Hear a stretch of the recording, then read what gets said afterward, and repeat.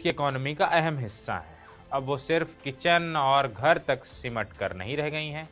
कई कंपनियों के बड़े पदों पर हैं, अपना खुद का बिजनेस कर रही हैं। फिर चाहे वो छोटा हो या बड़ा, महिलाओं का बड़ा तबका ऐसा है जो नौकरी पेशा है। साथ ही करोड़ों महिलाएं नौकरी की तलाश में हैं। ऐसे में महिला संगठनों और सिविल सोसाइटीज के दूसरे मेंबर्स का मानना है कि रोजगार से जुड़े इनिशिएटिव्स में या इंसेंटिव्स में महिलाओं की हिस्सेदारी बढ़नी चाहिए। फ्लेक्सिबल वर्क आवर्स सहित सपोर्टिंग इंफ्रास्ट्रक्चर देकर महिला वर्कफोर्स को सहूलियत दी जा सकती है। आइए आपको बताते हैं कि आखिर बजट में जो 2025 वाला बजट है उसमें महिलाओं के लिए किस तरह की उम्मीदें की जा रही हैं।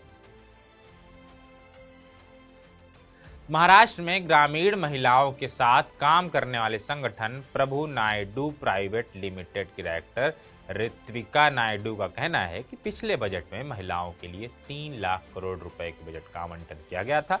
इस बार भी इसमें इजाफा होने की उम्मीद है। उन्होंने कहा कि बजट में इस बार रोजगार से जुड़े इंसेंटिव्स या फिर इनिशिएटिव्स, जो आप उनको कहें, फ्लेक्सिबल वर्क पॉलिसी के माध्यम से महिला वर्कफोर्स की भागीदारी बढ़ाने पर फोकस करने की जरूरत है। उन्होंने कहा कि बेहतर पब्लिक ट्रांसपोर्ट और समान वेतन महिलाओं को आगे बढ़ने में सक्षम बना सकता है।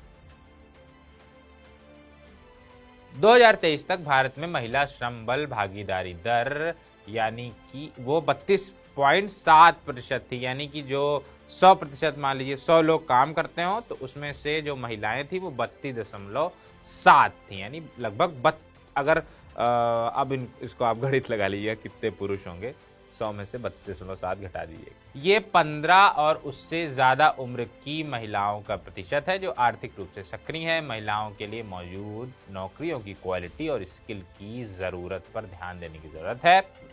एसीटी फॉर वुमेन की डायरेक्टर सौजन्या कनुरी ने कहा, जेंडर बजटिंग में इजाफा महिलाओं को मुख्य धारा में लाने के महत्व को दर्शा रहा है। महिलाओं और लड़कियों की जरूरतों को देखना और समझना काफी अहम है, जो महिलाओं की वर्कफोर्स भागीदारी बढ़ाने पर काम करती है।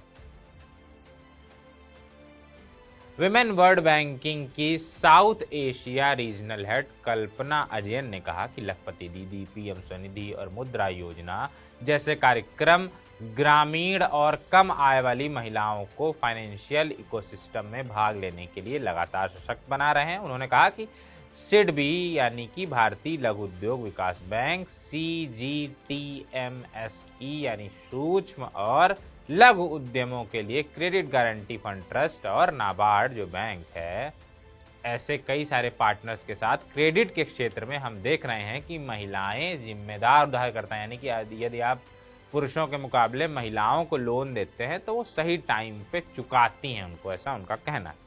कौन सी स्कीम चलाती है अभी सरकार? सरकार महिलाओं के उत्थान के लिए कई तरह की स्कीम चलाती है, जिनमें मिशन शक्ति, मातृवंदना योजना और जननी सुरक्षा योजना जैसी विमेन सेंट्रिक स्कीम्स हैं।